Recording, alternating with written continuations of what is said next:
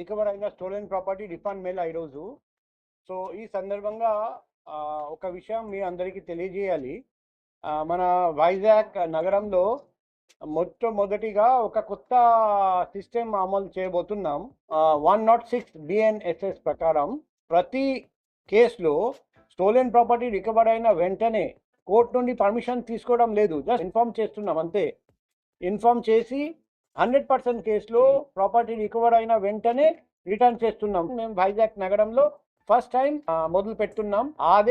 ఆ system follow చేసుకొని ఈసారి 86 lakhs 86,24,850 రూపాయల విలువైన వస్తువులు రిటర్న్ చేస్తున్నాం.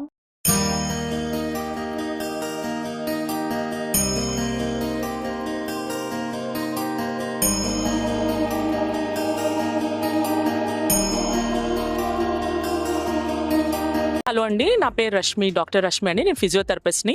పెద్ద వాల్టేర్ జంక్షన్లో ఉంటాము. మా ఇంట్లో రాబరీ జరిగిందండి.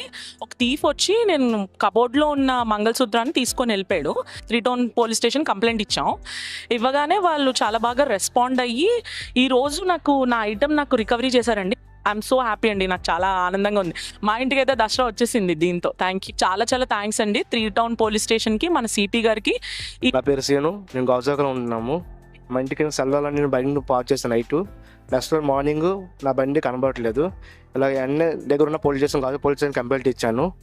తర్వాత పోలీసులు నా బండి వెతికిన తర్వాత ఈరోజు నా బండి రికమెండ్ చేశారు.